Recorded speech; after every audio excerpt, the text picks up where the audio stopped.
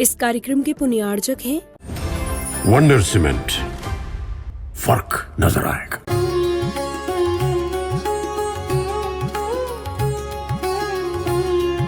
कुछ ही पलों में प्रारंभ हो रही है। आप जिन्हें सब मेरी ध्वनि श्रवण में आ रही है, आप सभी से निवेदन करूंगा, बड़े बाबा के दिव्य दरबार में पधारे पूज्यवर की मंगल देशना हम सबको श्रवण करने का सौभाग्य मिलने जा रहा है। परम पूज्यवर से प्रार्थना, सभी बैठ जाएं, सभी विराजें।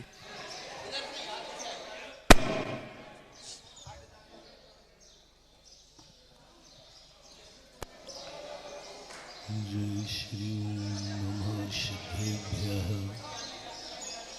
जय श्री ओम नमः सिद्धेभ्यः। सर्वमंगल मांगल्यं सर्वकल्याण कारकं प्रधानं सर्वधर्माणां जैनं जयतु शासनम्। जैनं जयतु शासनम्। पंच परमेष्टि भगवान की आचार्य श्री गुरुवर कुंद कुंद महाराज की, आचार्य श्री गुरुवर विद्यासागर महाराज की। श्रवण तीर चक्रवर्ती मुनि पुंगव सुधा सागर जी महाराज की जय।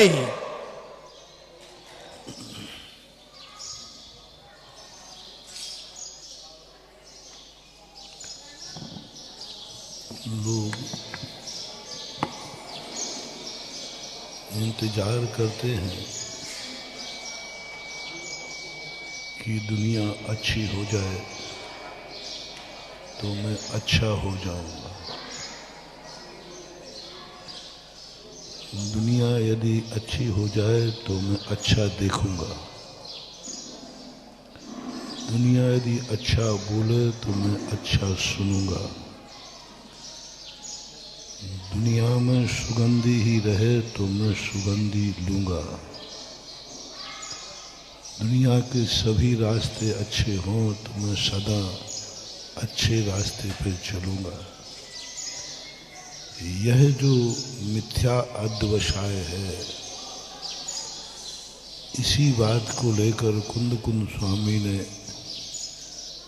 यह खोजा, तुम दुनिया को अच्छा बुरा कहने वाले होते कौन हो? तुम्हारी दृष्टि में दुनिया बुरी है तो वह बुरी नहीं हो गई। तुम्हारी दृष्टि में कोई गलत बोल रहा है तो वो गलत नहीं है। तुम्हारी नासिका को दुर्गंध अच्छी लग रही है तो वह अच्छी नहीं लग रही है तो बुरी नहीं है। दुनिया के जो रास्ते हैं वो तुम्हारे लिए बुरे हैं, रास्ता कभी बुरा नहीं होता। दुनिया में कुछ भी बुरा नहीं है, कुछ भी नहीं। मिथ्या नाम की चीज दुनिया में है ही नहीं। मिथ्या शब्द ही कह रहा है कि झूठा है ही नहीं। मिथ्या शब्द ही कह रहा है दुनिया में मिथ्या नाम की कोई वस्तु नहीं है, क्योंकि मिथक का अर्थ ही होता है झूठा, है ही नहीं। और हम कहते जा रहे हैं कि मिथ्या है। बुराई नाम की चीज दुनिया में है ही नहीं। हम कहते जा रहे हैं कि यह चीज बुरी है। और यदि अच्छा और बुरा व्यक्ति के सापेक्ष कर देंगे तो दुनिया में ऐसी कोई भी वस्तु नहीं बचेगी जो बुरी ना हो। क्योंकि किसी के लिए कोई चीज बुरी है, किसी के लिए कोई चीज अच्छी है। यदि ये कह दिया जाए, सर्वसम्मति के प्रस्ताव पास किया जाए कि ऐसी दुनिया में कौन सी वस्तु है जो सबको अच्छी है, ऐसा कौन सा शब्द है जो सबको अच्छा लगता है? ऐसा कौन सा कार्य है जो सबको अच्छा लगता है? ऐसी कौन सी वस्तु है जो हर व्यक्ति देख करके खुश होता है? ऐसी कौन सी वस्तु है?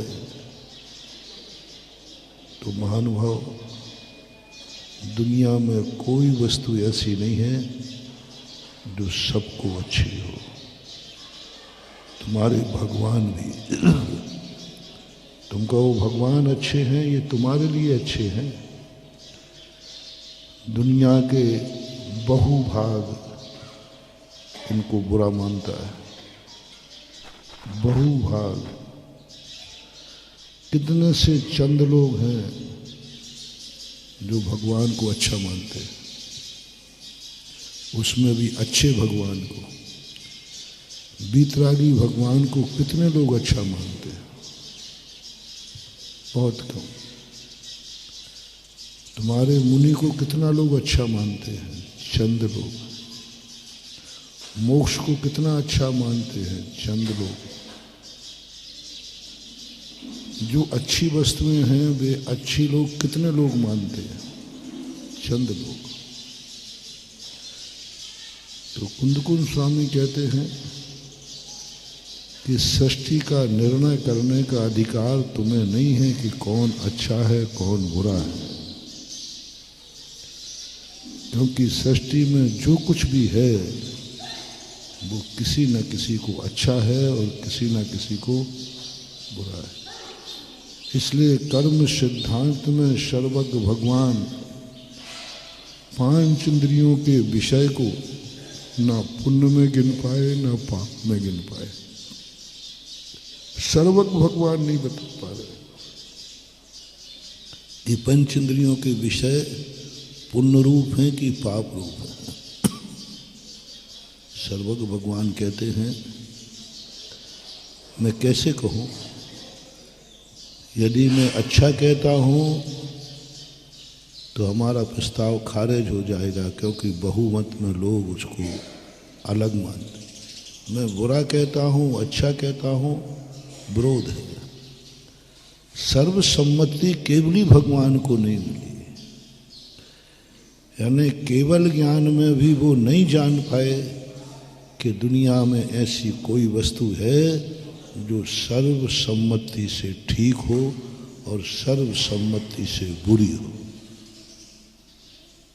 केवली भगवान कह रहा हूं। केवली भगवान भी कह रहे हैं कि मैं किसे कहूं कि एक कार्य तो बताओ जो कार्य सबके लिए अच्छा हो। वो तो सर्वज्ञ थे, जब सर्वज्ञ का ज्ञान ही नहीं खोज पाया तो हमारे तुम्हारे लिए तो खोजने का क्या अधिकार है? नहीं बना पाए। उन्होंने फिर निर्णय लिया कि दुनिया में अच्छा क्या है बुरा क्या है इस चक्कर में मत पड़, इस चक्कर में मत पड़। तू अपने लिए पूछ कि मेरे लिए क्या अच्छा है और क्या बुरा है। बस अपना लोटा छानो, कुएं को मत छानो कि सारी दुनिया अच्छी हो जाए। हमें वो स्थान बताओ जो सबके लिए अच्छा हो। नहीं मिलेगा, नहीं मिलेगा।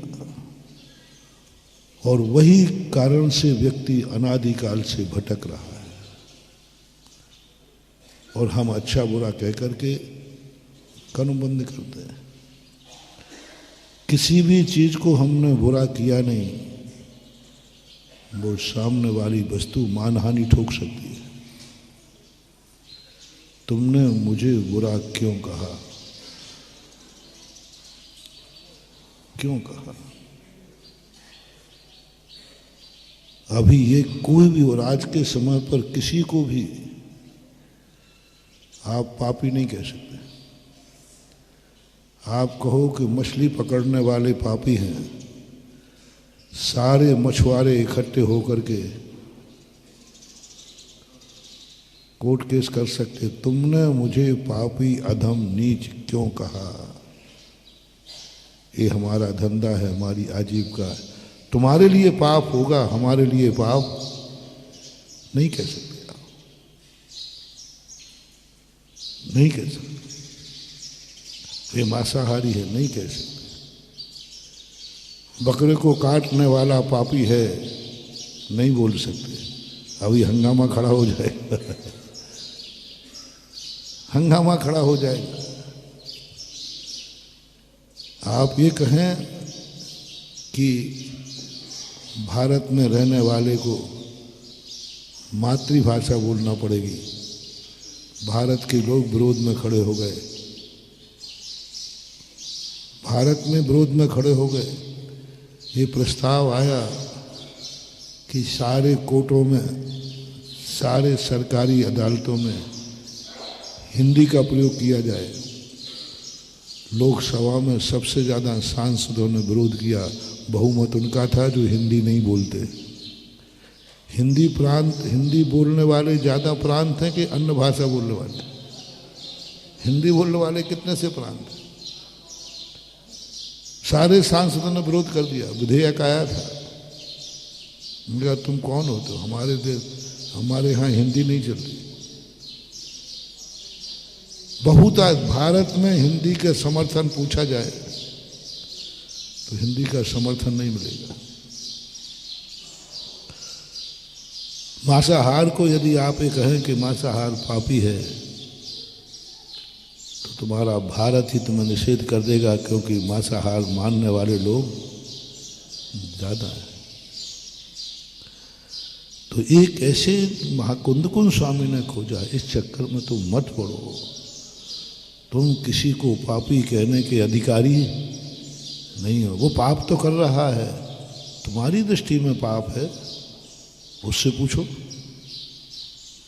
उससे पूछो कि मैं बकरा काट रहा हूं, पाप है कि धर्म है? वो कहता धर्म है। तुम्हारी दृष्टि में पाप है, उसकी दृष्टि में पाप नहीं है। तो आप मत काटो, दूसरे को रोकने वाले आप कौन? किसी को मिथ्या नहीं कह सकते। किसी को मिथ्या कहने का परिणाम टोडरमल जी को भोगना पड़ा था। दूसरे को मिथ्या कहना टोडरमल जी को भोगना पड़ा। 16वीं शताब्दी में राजकीय अपराधी घोषित किया गया और कहा कि तुमने दूसरे को मिथ्या क्यों कहा, तुमने दूसरे को पापी क्यों कहा? कुछ नहीं। और ये हमेशा से, आज ही नहीं हो रहा है, हमेशा से होता है। चारों अनुयोगों में द्रव्यानुयोग की सबसे बड़ी विशेषता ये है। अन्य अनुयोगों में भेद विज्ञान है। ये पाप है, ऐसा करने वाला पापी है, ये मिथ्या है, ये गुरु है, कुदेव है, ये कुशास्त्र है।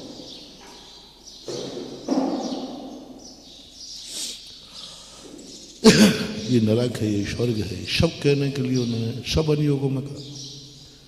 द्रव्यानुयोग कुंदकुंद ने कहा कि नहीं, तुम बुरी तरह फंस जाओगे, तुम बुरी तरह फंस जाओगे, क्योंकि तुम्हें किसी ने अधिकार नहीं दिया है अच्छे बुरे का निर्णय करने का।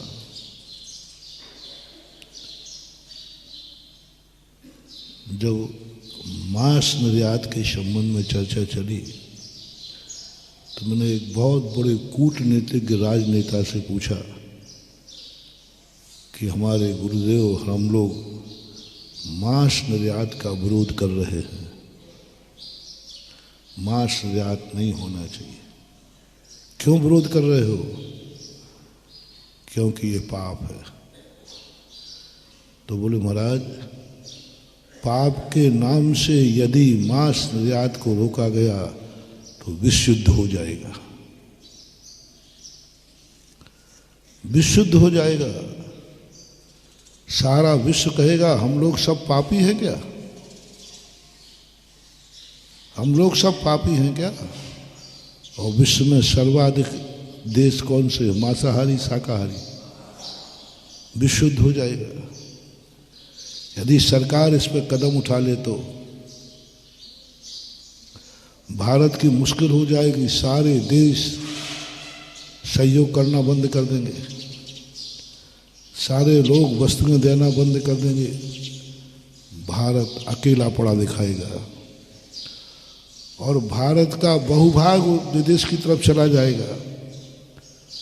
तुम थोड़े बहुत जो शाकाहारी हो, मुट्ठी भर, ये अकेले बचोगे,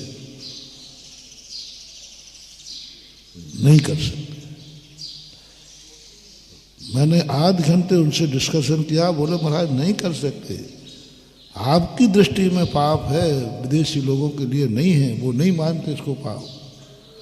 वो जैसे तुम सब्जी खाते ऐसे वो खाते, आपकी दृष्टि में, तो फिर क्या करें? कोई उपाय नहीं, किसी को बड़ा भला कहना उपाय नहीं। यदि मांस निर्यात करना पाप है तो अमेरिका कहेगा हम जो निर्यात करते हैं वो भी पाप है। सारे देश तुम्हें वस्तुएं देना बंद कर देंगे क्योंकि निर्यात पाप है। तो फिर क्या कर सकते हैं? बस एक ही चीज पर मांस निर्यात बंद हो सकता है, आप धर्म का टाइटल हटा दो, पुण्य पाप का टाइटल हटा दो, मांसाहार अच्छा है और बुरा है ये टाइटल हटा दो, ये कहो हमारे पास मांस है ही नहीं, है ही नहीं। अब कोई जबरदस्ती नहीं कर सकता क्योंकि हमारे पास इतना मांस है ही नहीं, पशु है ही नहीं, हमारे यहाँ ही खपत हो रही है। अब कोई देश जबरदस्ती नहीं कर सकता, जो माल जिसके पास नहीं है उससे हम कहाँ से लगे। बस सरकार एक ही कर सकती है कि हमारे पास जो मांस है वो निर्यात करने लायक नहीं है, तो निर्यात बंद हो सकता है, हिंसा अहिंसा पाप के नाम पर नहीं हो सकता। उनका वो कथन हमने कई दिनों तक चिंतन किया।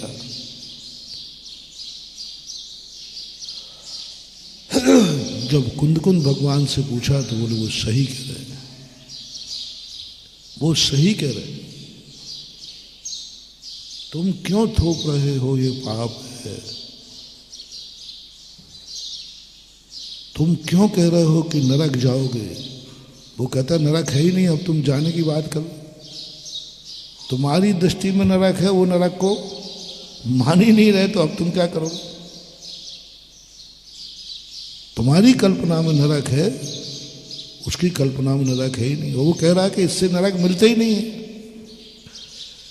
बकरा काटने से बैकुंठ मिलता है, भगवान मिलता है, वो नरक मान ही नहीं रहे, अब तुम करोगे क्या।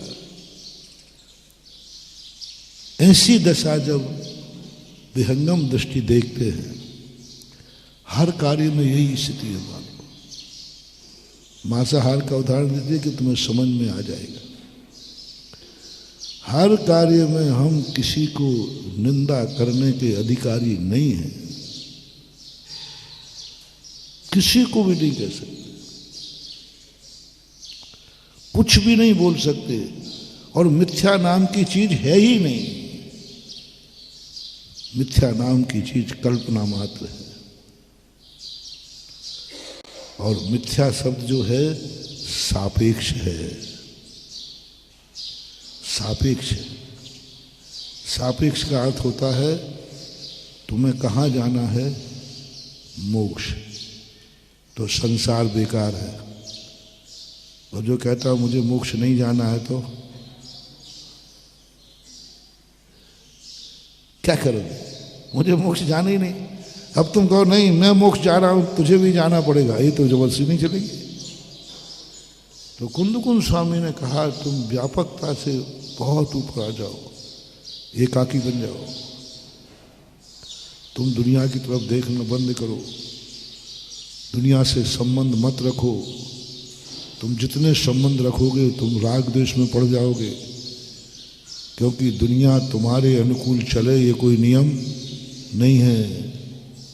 झगड़ा हो जाएगा घर में, तुम सबको अनुकूल, घर में ही यदि तुम सबको अनुकूल बनाओगे ना तो लोग सब मिलकर के तुम्हें बाहर कर देंगे। तुम्हारा बेटे ही तुम्हारे अनुकूल नहीं चला, पापा अब मुझे भी कुछ सोचने दो।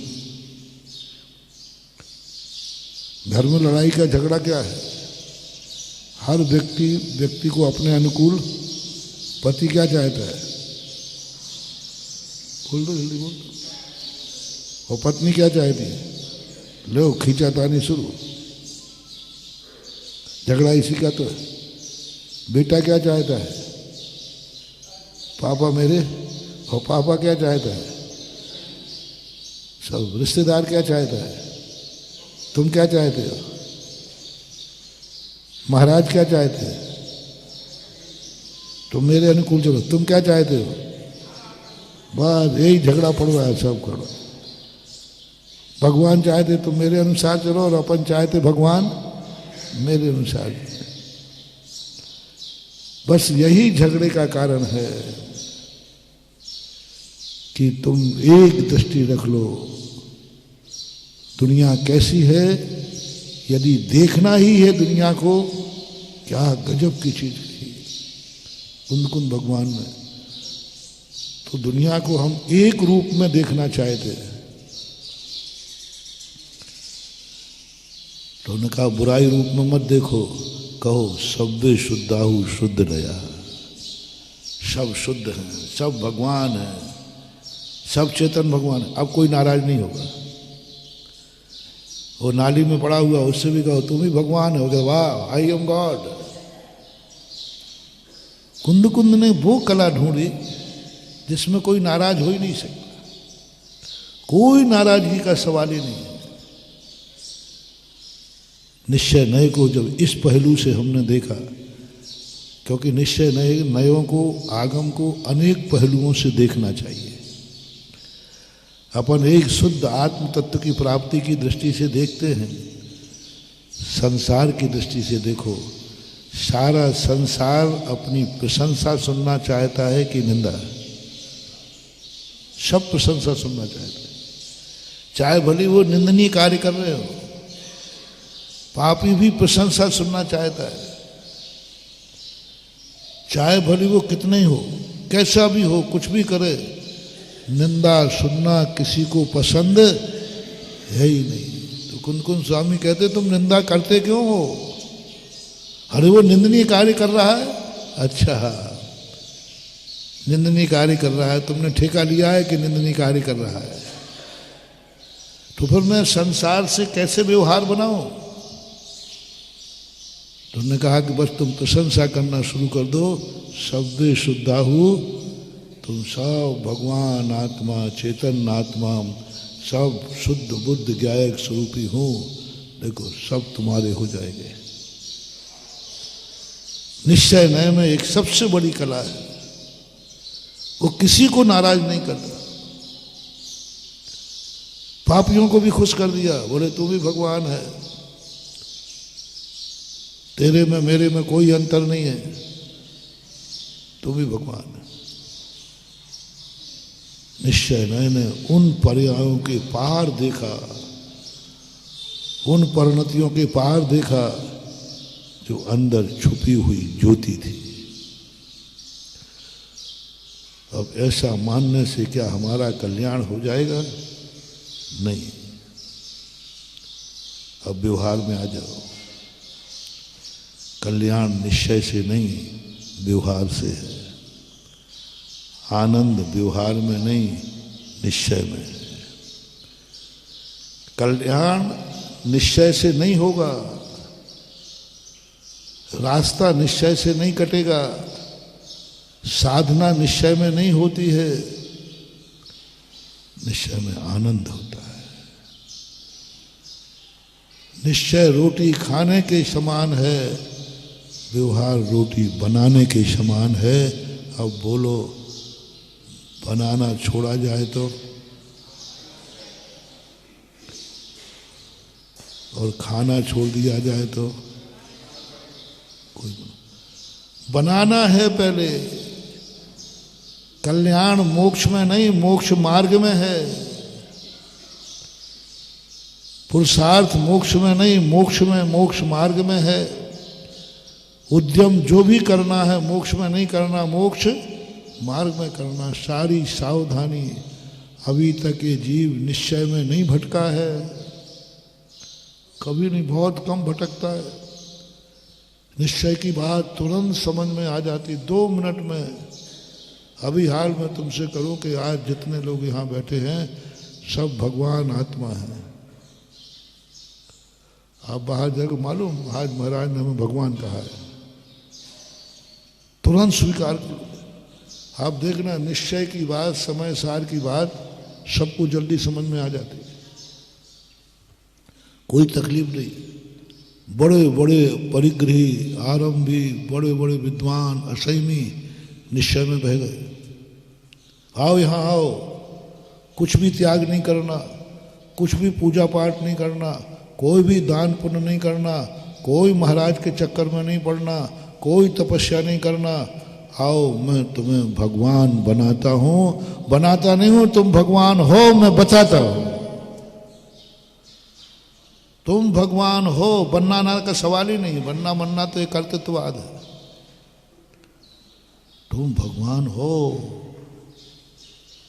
यदि तुमसे कोई कहे पटवारी कि हाँ आओ मैं बताऊं तुम्हारे कितने प्लाट हैं अशोकनगर में, खरीदने की कह रहे, अरे खरीदना नहीं है। बोलो अब तुम पटवारी के पीछे घूमोगे कि नहीं? 2 व्यक्तियों ने कहा कि भाई तुम्हें जमींदार बनना है तो तुम्हें कमाई करना पड़ेगी, पैसा कमाना पड़ेगा, तब ये जमीन मिलेगी। अब बोलो अब तुम क्या करोगे? भैया ना मैं इतना कमा पाऊंगा और ना मैं खरीद पाऊंगा। तुम उस पार्टी से हट जाओगे कि नहीं? तुम अपनी शक्ति देखकर हट जाओगे, भैया अब मेरे बस की बात नहीं है। और कोई ये कहे नहीं खरीदना फरीदना नहीं है, ये तुम्हारा है, तुम्हारे नाम है, अब तुम पटवारी के 100 चक्कर लगाओगे। पटवारी दे दे भैया दे दे। बस यही हुआ जो कंजाइस्टों ने किया। उन्होंने, हम लोगों ने कहा कि हाँ हम भगवान बनाते हैं।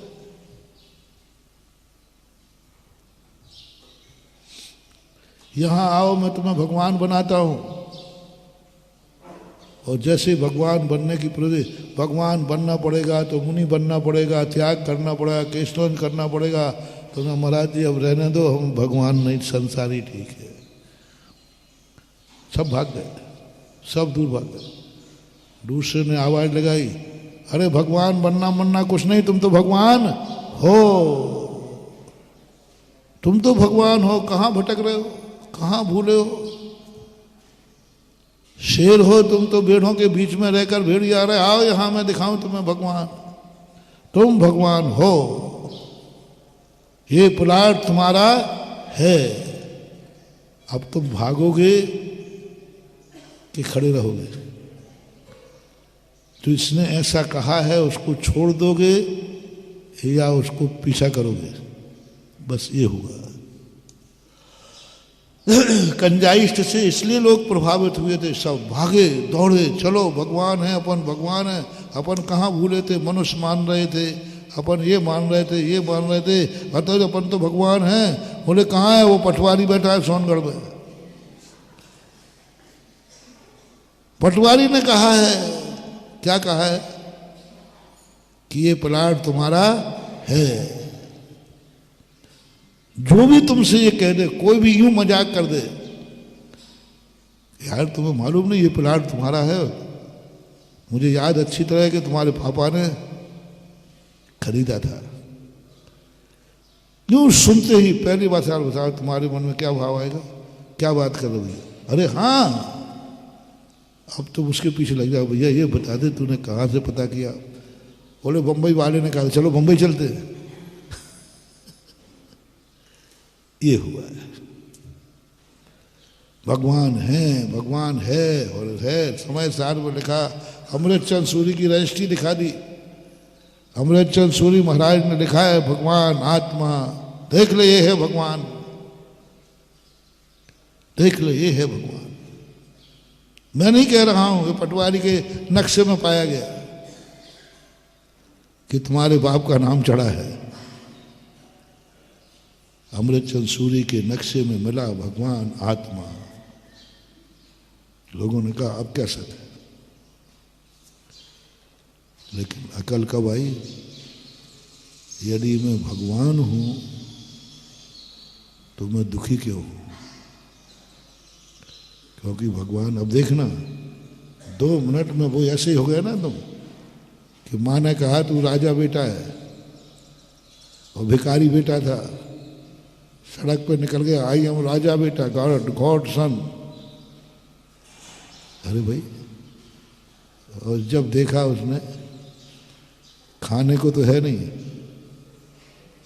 यदि राजा हूं तो फिर मेरी मकान महल कहाँ है? बचपन में तो बच्चा मान गया, बचपन में बच्चा मान गया कि मैं राजा हूं, लेकिन बड़े होने के बाद उसने कहा राजा का लक्षण तो होता है, उसका तो महल होता है, हमारा तो फुटपाथ है, वो भी सरकारी है। कहाँ है महल? कहाँ है हुकूमत? कहाँ है खजाना? यहां तो पहनने को कुछ नहीं है, खाने को कुछ नहीं है, रहने को कुछ नहीं है। ये राजा के लक्षण तो नहीं है। और यही राजा का लक्षण है तो ऐसा राजा क्या काम का जो फुटपाथ पर रहे? हमने तो सुना था कि राजा का अर्थ है खूब वैभव है, महल है, ऐशो आराम है, उसका नाम राजा है। यहां तो कुछ भी नहीं। वो भागा, ओहो माँ तूने मुझे ठग लिया, झूठ बोलती है। कहाँ है? राजा है तो तू रानी है, महल कहाँ है? अब माँ कह तो देती है कि तू राजा बेटा है, और बेटा सुन भी लेता है, लेकिन बड़ा होने के बाद बेटा माँ से पूछेगा, माँ महारानी माँ, यही झूठा आश्वासन दे रही थी। राजा का लक्षण कहाँ है? बोल कहाँ है महल? अब माँ क्या जवाब देवे? क्या बोले? बोलो कहाँ है महल? कहाँ है वो सुख ऐसो आराम? कहाँ है वो सेना? कहाँ है सेनापति? कहाँ है वो भंडार? क्या है राजा का? एक लक्षण तो बताओ। माँ ने नीची गर्दन कर ली, कोई जवाब नहीं है। माँ ने तो फिर भी जवाब दे देगी, ये मेरी भावना थी ममता में। लोगों ने पूछा क्यों लौटे? आत्मा की वैभव की तरफ लोग इतने तेजी से भागे थे। पूरा भारत, खास तौर से बुंदेलखंड और उसमें नंबर 1 अशोकनगर। अरे क्या पागल दीवाना था अशोकनगर, भाग रहे थे। चलो भगवान, आत्मा भगवान बनना नहीं, अपन भगवान हैं, मात पट्टा लाना है वहां से, ये तो प्लाट अपना है, अपन तो भगवान हैं, कुछ नहीं करना। लोगों ने मंदिर छोड़ दिया, सब कुछ छोड़ दिया, मंदिर छोड़ दिया, पूजा छोड़ दी, अभिषेक छोड़ दिया, व्रत छोड़ दिए, नियम छोड़ दिए, प्रतिमाएं छोड़ दी। 12 व्रत लिए 7 प्रतिमाएं छोड़ी हैं, 7 प्रतिमा लेकर के छोड़ दी। बोले कहाँ हम भगवान बनने के चक्कर में पड़ रहे, अपन तो भगवान हैं। कहाँ राजा बनने की सोचा, अपन तो राजा हैं। लोग दौड़े, लेकिन जब लोगों में थोड़ी आंखें खुली, जब पूछा उनसे, भगवान तो तुमने कहा है तुम भगवान हो, लेकिन भगवान का स्वरूप क्या है? भगवान का स्वरूप क्या है? भगवान कैसा होता है? भगवान कहाँ होता है? ओह, भगवान कसायों से रहित होता है,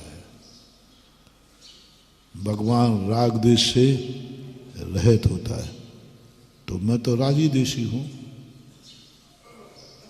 भगवान भोजन नहीं करता, तो मैं तो भोजन के बिना एक दिन नहीं रह पाता। भगवान पानी नहीं पीता, मैं तो 2 घंटे पानी से क्षुत पिपासा जरातंक जन्मांतक भय स्मय न राग द्वेष मोह से यस्याप्ता सा प्रतीत। जो लक्षण कहे गए हैं भगवान के वो तो मेरे में एक ही नहीं है, एक ही नहीं है। भगवान को कोई मार नहीं सकता और मुझे 24 घंटे मरने का डर लगा रहता है। भगवान का बुढ़ापा नहीं आता, मैं बूढ़ा हो रहा हूं। रोग नहीं आते, मुझे बीमारी घेर रही है। एक भी लक्षण नहीं पाया। पूछा, बोलो भगवान हूं तो ये भगवान जैसा आनंद क्यों नहीं है? जवाब नहीं दे पाया। भगवान हूं तो भगवान जैसा हमें बताइए क्या है, क्या लक्षण है हमारे में भगवान के? मुझे तो भगवान का आनंद आ नहीं रहा है जो तुम भगवान के कह रहे। कोई जवाब नहीं दे पाए। लोग भागे भागे, लौट के बुद्धू घर के आए, लौट आए। आज पूरा अशोकनगर देख लीजिए, लौट आया। पूरा बुंदेलखंड लौट आया।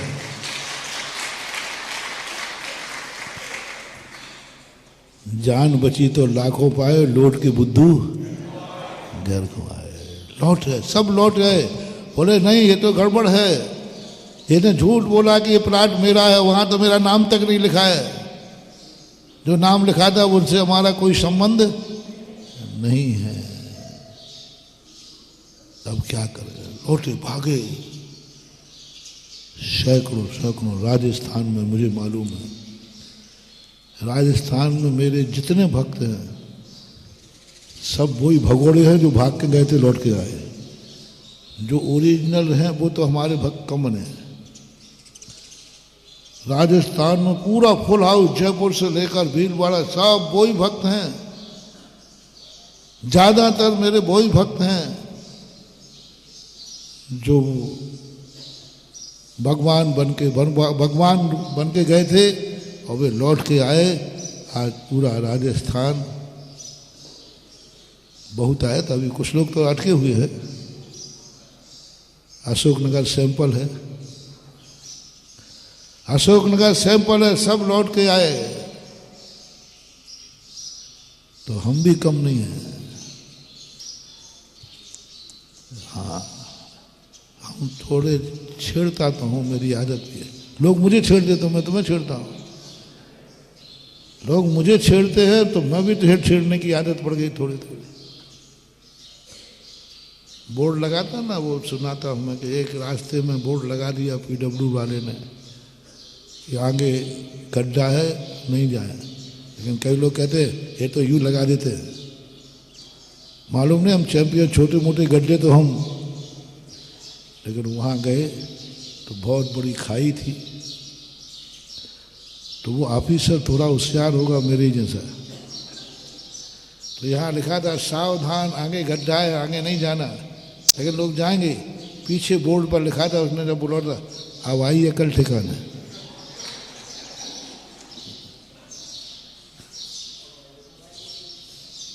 अब आइए कल ठिकाना है।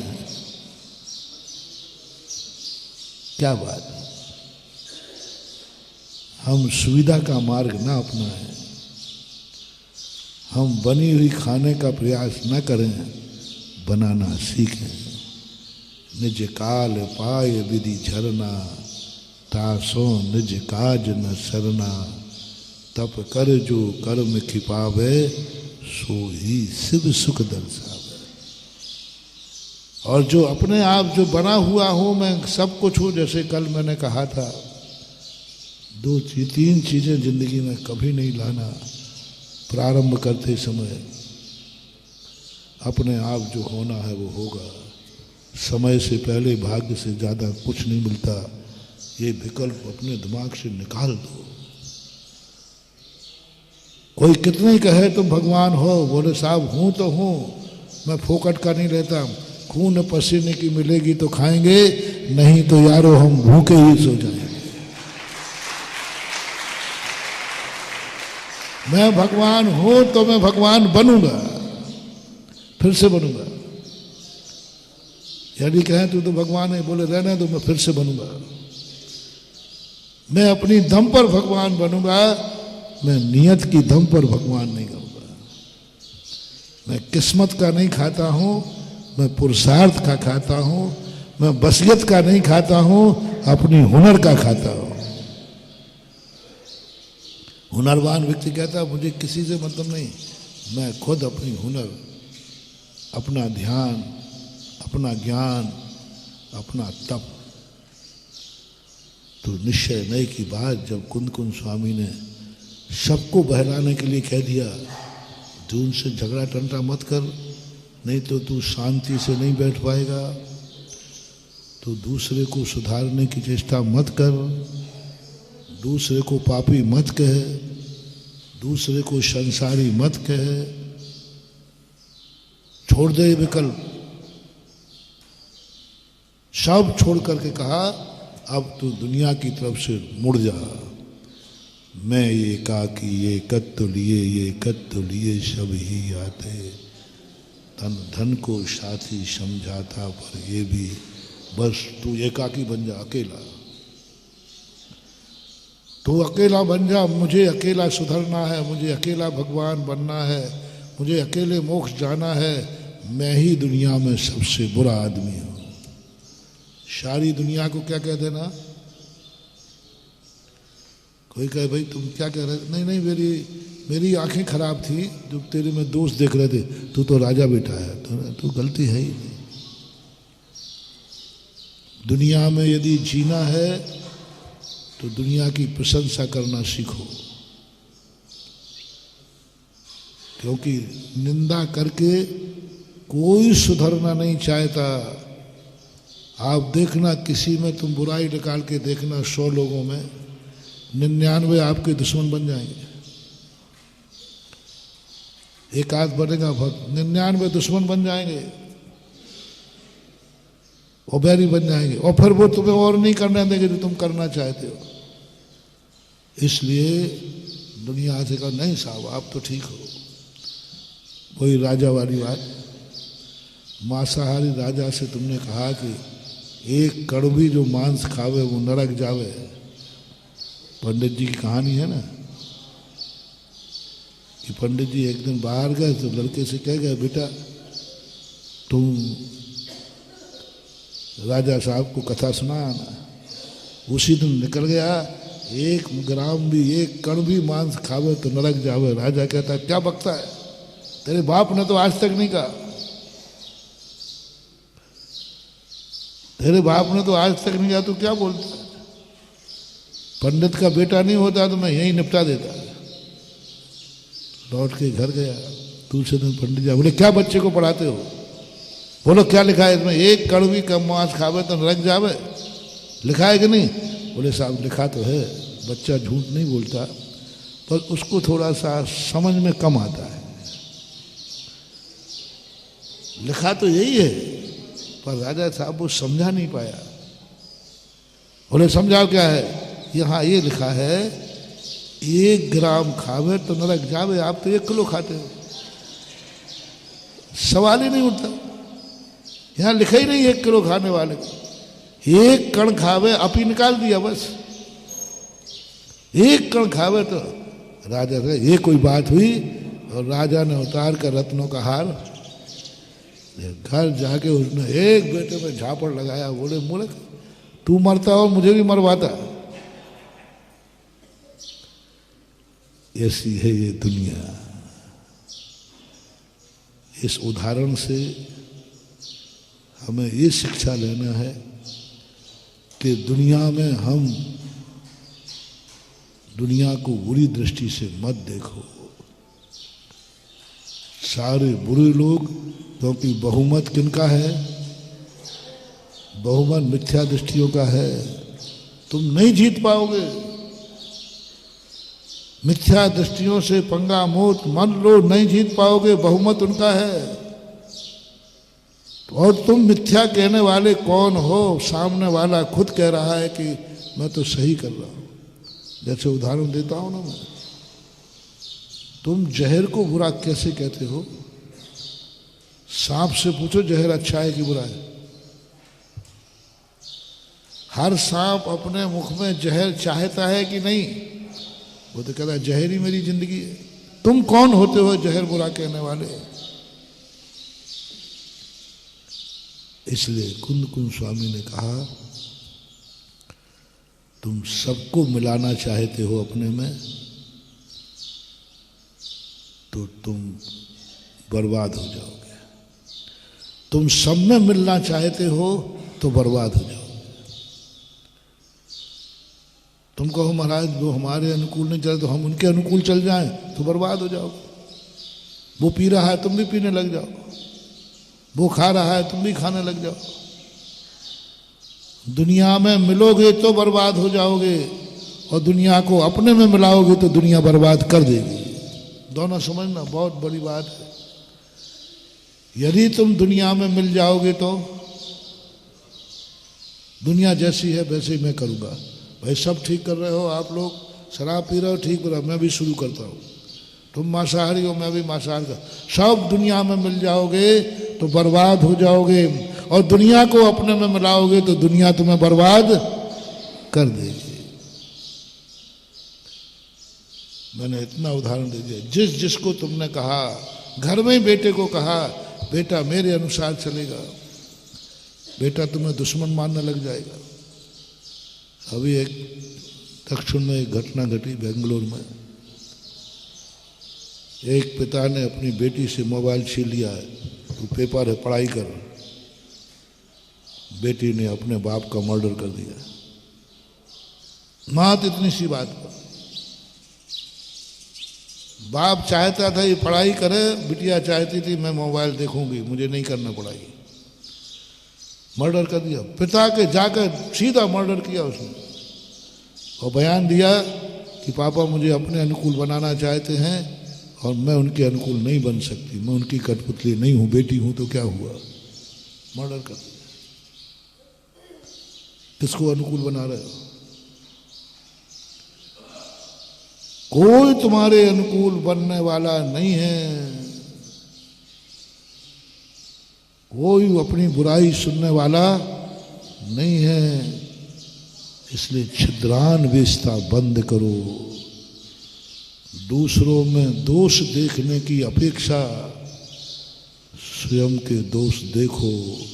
बुरा जो देखन में चला बुरा न मिलिया और जो दिल खोजो आपनो। बड़ी नीतियां हैं, बड़ा आनंद है। हाथ बंद कर लो दुनिया से। गांधी जी ने भी यही कहा। जितने बड़े बड़े आदमी लिखे सबने कहा बुरा मत देखो, बुरा मत सुनो, बुरा मत बोलो। ये कहते थे कि दुनिया में से बुराई मिटा दो। ये कहना चाहिए थे दुनिया में से बुराई मिटा दो। जानते थे वो कि दुनिया में कोई बुराई मिटा ही और न कहा बुरा मत देखो बस। क्या शुद्ध समय सार, शुद्ध समय सार था गांधी जी के इन तीनों में। उन्होंने बिल्कुल भी नहीं कहा कि तुम दुनिया में से बुराई मिटा दो। मिटा ही नहीं सकते। बड़े बड़े भगवान नहीं मिटा पाए, बड़ी बड़ी शक्तियां नहीं मिटा पाई तो हम और आप। तो उन्होंने तरीका क्या बताया? दुनिया तो बुराई छोड़ेगी नहीं और मैं दुनिया के अनुसार बुरा होना नहीं चाहता। तो उन्होंने कहा एक ही तरीका, बुरा मत देखो। दुनिया तो बुरा बोलेगी, हम किसी के मुंह में, ध्यान रखना दुनिया में आज के बाद कोई गंदा शब्द नहीं बोलेगा। संभव है? तो उन्होंने कहा काय को झगड़े में पड़ रहे हो, बुरा मत सुनो, बुरा मत बोलो। तुम कुछ भी करना, तुम कुछ भी करना, बुरा बोलोगे सामने वाला बुरा मान जाएगा। भले तुमने अच्छे के लिए बोला है। तुमने कहा तुम बुरा बोलो ही मत। शुद्ध समय सार, अध्यात्म। यदि सही तुम्हें परमानंद प्राप्त करना है, इसलिए जैन दर्शन सबसे पहले इंद्रियों का व्यापार रोकता है, क्योंकि इंद्रियां पर को जानती हैं, स्वयं को इंद्रियां पर को जानती है। तो उन्होंने कहा पहले इंद्रियों का व्यापार रोको। जब तक तुम्हारी पंच इंद्रियों का व्यापार चल रहा है, तुम शुद्ध अनुभूति कर ही नहीं सकते, तुम अध्यात्मिक बन ही नहीं सकते। खुली आंख कभी अध्यात्मी नहीं बनने देगी, क्योंकि आंख में दूसरा दिखेगा, आंख में दुनिया दिखेगी, और दुनिया बुरी है, और बुरा देखने के बाद तुम्हारे मन में विकल्प आएगा ही आएगा। तो उन्होंने कहा नासा दृष्टि कर लो। क्यों कराई नासा दृष्टि? इंद्री का व्यापार, पांचों इंद्रियों के व्यापार रोको। पंचेंद्रिय निरोध, पंचेंद्रिय निरोध का अर्थ आंखें फोड़ना नहीं है, आंखें फोड़ना नहीं है, हमें देखना नहीं है, दिखना बंद नहीं करना, देखना बंद करना है। दिखना बंद नहीं करना है, देखना बंद करना। पांच इंद्रियों के व्यापार रोक दो। ना आंख का व्यापार देखो, ना कान से शब्द सुनो, ना मुंह से चखो कुछ रसना। पांचों इंद्रियों को लेकर के उन्होंने कहा इस पर कंट्रोल कर लो। बस जो जो चीजें पर को देखती हैं, पर को जानती हैं, वो आदत सुधार लो अपनी। मोटिवेशन, जो जो चीजें तुम्हारी चीजें पर को देखती है, क्योंकि पर को देखना मैंने बता दिया, सृष्टि कभी अच्छी हो नहीं सकती। सृष्टि में बुराइयां ज्यादा हैं, बुरे लोग ज्यादा हैं, मिथ्या दृष्टि ज्यादा है। जो तुम्हें पसंद नहीं है वो ही दुनिया में ज्यादा है। बोलो दुनिया में ज्यादा क्या है? जो तुम्हें पसंद है वो दुनिया में ज्यादा है, कि जो नापसंद है वो दुनिया में ज्यादा है? नापसंद ही ज्यादा। और तुम धर्मात्मा और हो, तो धर्मात्मा जीव को कहा, मुनि से कहा कि हे मुनि तू क्या देख रहा है? बोले मैं अच्छा ही देख रहा हूं, अच्छा व्यक्ति देख रहा हूं। बोले हो ही नहीं सकता। तू कितना भी प्रयास कर लेना, जो तू देखना चाहता है वो दुनिया हो नहीं सकती, उससे उल्टी दुनिया है। सारी दुनिया उल्टी है, और तुम उल्टी दुनिया को देखोगे, तुझे विकल्प आएगा, क्रोध आएगा, या तो तुम उस रूप हो जाएगा, सो तेरी बर्बादी है, और या तो उसको अपने रूप करेगा, सो वो तुम्हें बर्नर कर देगा। या तो तुम दो ही करोगे। अपन जब दूसरों में कोई कमी देखेंगे जो हमें पसंद नहीं है, एक छोटा सा उदाहरण, कोई गुटखा खाता है और अपन को पसंद नहीं है। अब तरीके दो ही हैं, उसको दोस्त बनाना है, या तो स्वयं खाने लग जाओ, या उसका छुड़ाओ, और उसका छुड़ाया वो तुम्हारा बैरी बना, उससे बहुत बड़ा। तो जैनाचार्य कहते हैं इंद्रिय पर को जानती हैं, पर को देखना सुनना बंद करो। सबसे बड़ी साधना बता रहा हूं, एकाकी हो जाओ। मुझे दुनिया से कोई मतलब नहीं है, मुझे अपने से मतलब है। दुनिया में बुराई है, मैंने देखना बंद कर दिया है। मेरे में कितनी बुराई है देखना शुरू कर दिया है। दुनिया क्या बोलती है मुझे इससे मतलब नहीं है, मैं क्या बोल रहा हूं इस पर सावधानी शुरू करो। दुनिया क्या बोल रही है इसमें सावधानी नहीं, मैं क्या बोल रहा हूं इस पर सावधानी शुरू कर दो। दुनिया कैसी है नहीं, मुझे क्या देखना है सावधानी। आंखों को सावधान करो, ये चीज सामने से हटाओ, नहीं हटेगी। तुम बताओ तुम्हें क्या देखना है? बोले मैं ये नहीं देखना है, आंख झुका लो। मुझे निर्णय करो कि मुझे यह नहीं देखना है, हम नहीं देखेंगे, कोई कुछ नहीं करेगा। मुझे शब्द नहीं सुनना है, नहीं सुनेंगे। मुझे नहीं खाना है, नहीं खाएंगे। मुझे वहां नहीं जाना है, नहीं जाएंगे। नहीं, ये रास्ते को बंद कराओ। रास्ता तो बंद होगा नहीं, क्योंकि तुम अकेले हो, उस रास्ते पर हजारों लोग चल रहे हैं।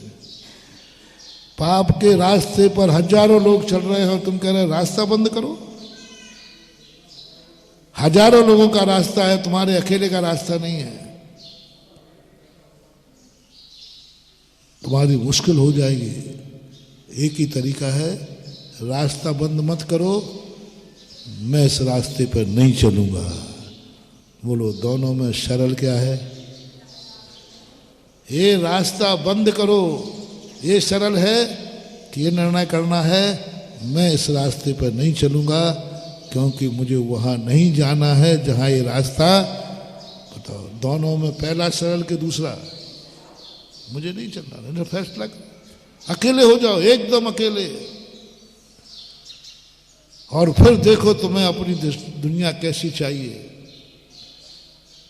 तुम्हारी दृष्टि कैसी होना चाहिए,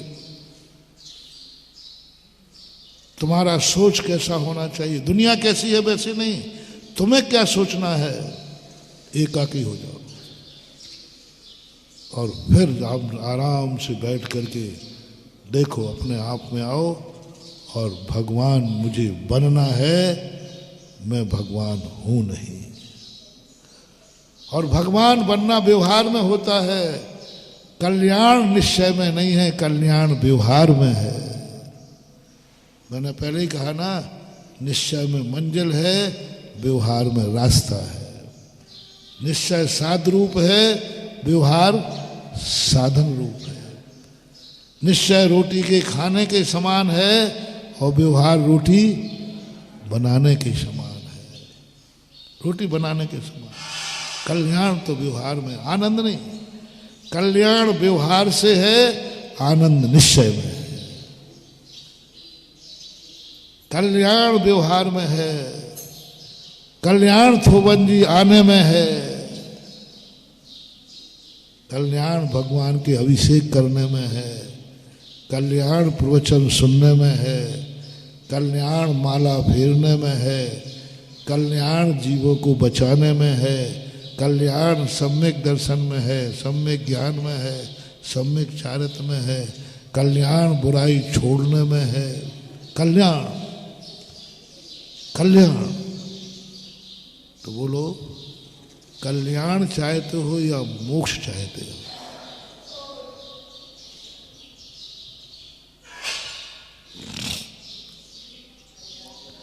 कल्याण चाहते हो या मोक्ष चाहते हो?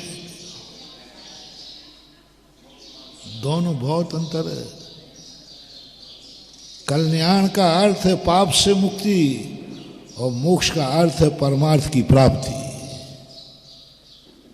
कहना भैया उसका तो कल्याण हो गया। जन्म कल्याण बोलते हैं, क्यों? जन्म का अंत का नाम कल्याण है। कल्याण, गर्भ कल्याण, गर्भ का अंतिम गर्भ, अंतिम जन्म, अंतिम दीक्षा।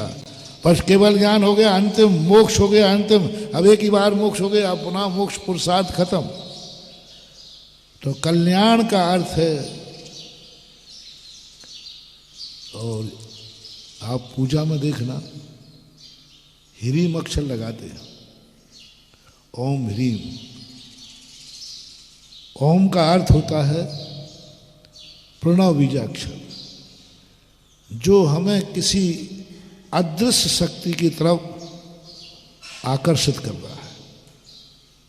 प्रणव का अर्थ होता है आकर्षण, अपनी ओर आकर्षित करना। कोई मुझे बुला रहा है, मैं पूज्य की तरफ आकर्षण होना, मंत्र की तरफ। अपने मन को जैसे घंटा बजा के जय बोल करके आप लोग शांति करते हो, लोग समझ जाते भाई जय बोली गई, इसका अर्थ हमें कुछ सावधान। ऐसे ही धार्मिक भाषा में ओम, ओम का अर्थ है हमें अपने मन को गाइडलाइन देना है, ये करना है, किसी एक तरफ भेजना। जो हम करने जा रहे हैं उसको आकर्षित करना, उससे प्रेम करना।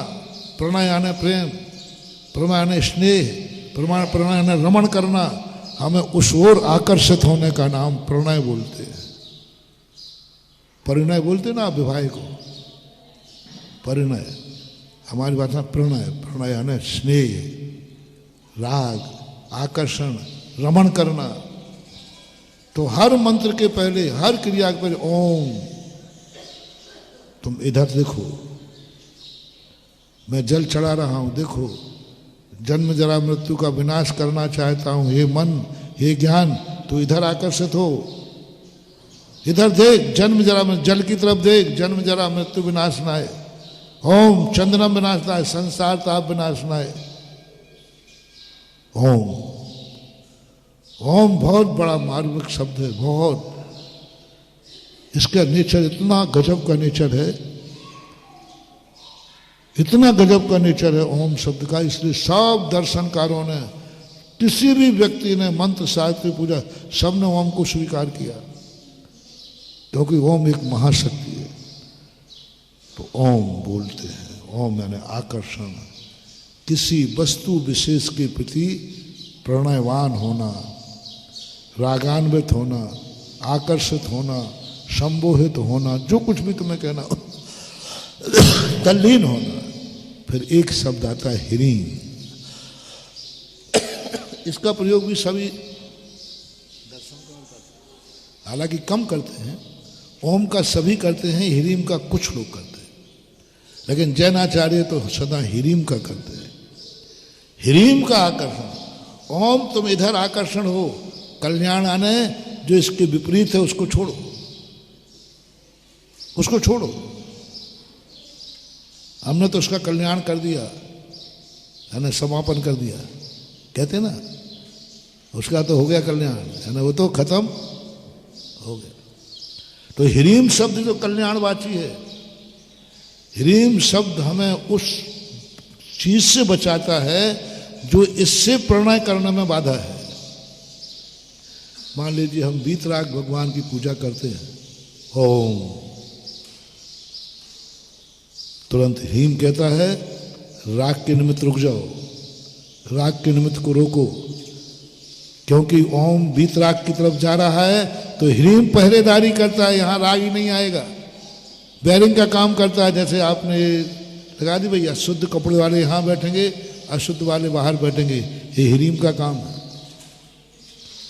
ह्रीं रोकता है कि नहीं, इस समय व्यक्ति वीतराग भगवान के दर्शन कर रहा है, इस समय राग की बातें नहीं, राग सोचना नहीं, राग की चर्चा नहीं, कुछ नहीं करना। ह्रीं, ह्रीं शब्द का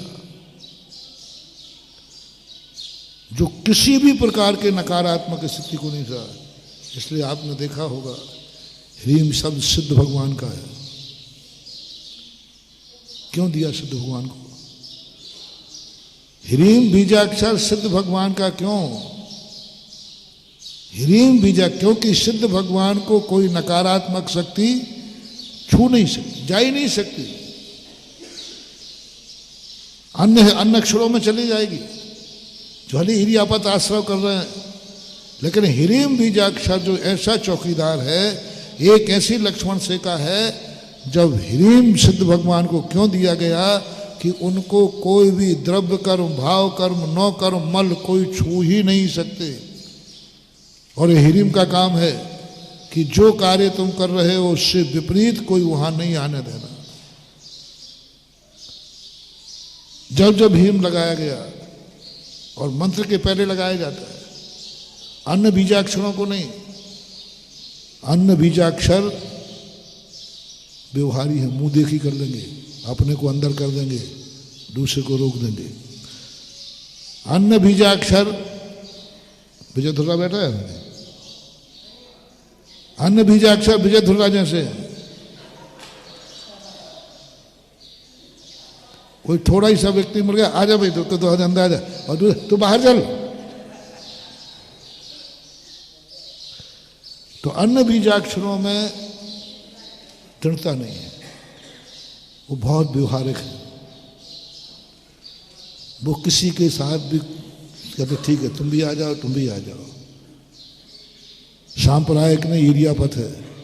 आचार्य उपाध्याय के लिए नंबर लगाए गए, क्योंकि ये थोड़े से पर से संबंध रखते हैं, वीतराग और राग दोनों से मिले हुए रहते हैं, आत्मा और कर्म से मिलकर काम करते हैं, कर्म को छोड़ते नहीं हैं, नहीं कर्म चाहिए।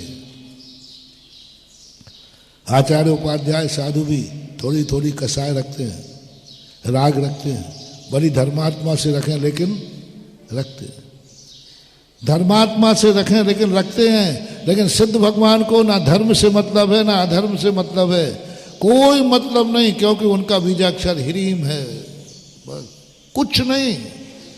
मैं धर्मात्मा हूं, धर्म से तो राग रखो, नहीं, कोई लेना देना नहीं। ना धर्म है जो मैंने कहा था, परसों ही कहा था शायद, उदासीन प्रथम वृत्ति, जिसमें मित्र और शत्रु होते ही नहीं है, संसार और मोक्ष होते ही नहीं है, राग और वीतराग होते ही नहीं है, अच्छा और बुरा, क्या अच्छा क्या बुरा होते ही नहीं है। अच्छा बुरा हमारी कल्पना है, अच्छा बुरा हमारी कल्पना है, ये भगवान है मैं भक्त हूं, ये हमारी कल्पना है, होते ही नहीं। ना कोई भगवान होता है ना कोई सिद्ध भगवान। ह्रीम बीजाक्षर, ह्रीम बीजाक्षर कहता मैं कुछ नहीं जानता हूं, बस यहां सिद्ध रूप है, यहां कोई नकारात्मक शक्ति नहीं छू सकती, कोई कर्म बंद नहीं है, कर्म वर्णाएं भी हैं उनको नहीं छू सकते, कुछ नहीं। ह्रीम बीजाक्षर की वो ताकत होती है। ह्रीम बीजाक्षर जो जब बनता है, जब ध्यान करते हैं, उस समय सारी नकारात्मक शक्तियां, कितना भी बड़ा दुश्मन तुम्हारे सामने आ जाए, कितना भी बड़े भूत पलित तुम्हें डर लग जाए, आप 5 मिनट ह्रीम ह्रीम ह्रीम ह्रीम, आप चमत्कार देखना, सारी नकारात्मक शक्तियों के पैर कांप जाएंगे, तुम्हें छू भी नहीं पाएंगे, छू भी नहीं सकते, क्योंकि तुम ह्रीम बीजाक्षर, देवता भी आ जाए, कोई व्यंतर भी आ जाए और तुम ह्रीम का ध्यान करना शुरू कर देना, देवता की मजाल नहीं कि तुम्हें छू लेगा, लेकिन तुम्हारा कंसंट्रेशन होना चाहिए ह्रीम में। ह्रीम हो आ रहा है नहीं, गड़बड़ नहीं कर, सांप आ रहा वो आ गया, भय से मुक्त होकर ह्रीम को समर्पित हो जाओ।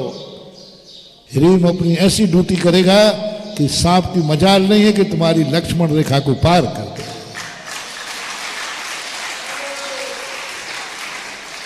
कल जो मैंने कहा था, सारा दुनिया में चमत्कार है निसंकेत का, कुछ नहीं, नमोकार मंत्र में दम नहीं, ह्रीम में दम नहीं, कुछ नहीं, तुम्हारे में निसंकेत अंग होना चाहिए।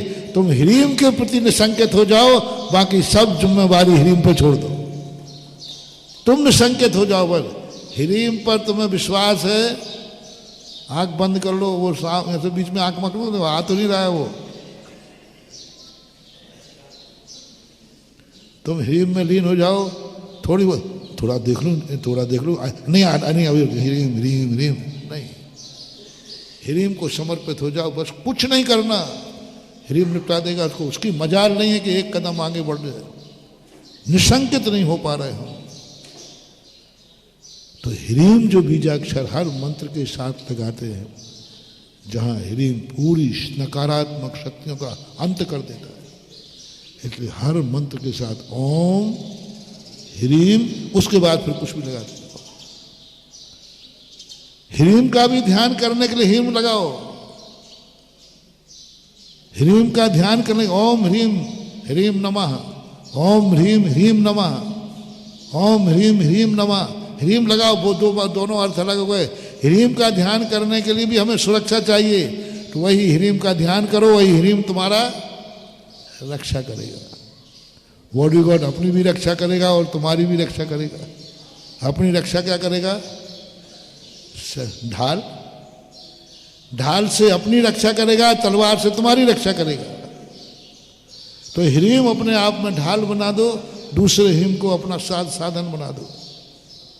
तो ऐसा एक विचित्र आज अपन जिस तरफ गए हैं, क्योंकि भगवान के चरणों में बैठा हूँ, आनंद की विशुद्धि। अब यहाँ वहाँ के प्रवचन नहीं आएंगे, आनंद के प्रवचन आएंगे। पंडाल का प्रवचन अलग है, भगवान के चरणों का प्रवचन अलग है। तो हर प्रवचन का एक अलग अलग मजा होता है, क्षेत्र का भी। और मैं तो ज़्यादातर प्रभावित होता हूँ, किस क्षेत्र में बैठा हूँ, जहाँ बैठा हूँ मैं वहीं से प्रभावित। इस समय कहाँ बैठा हूँ? भगवान के चरणों में बैठा हूँ। तुम्हें कहाँ बुलाया है? यदि 108 आए हो तो फिर बोल लो, और नहीं आए हो तो पधारो, अपन क्या है।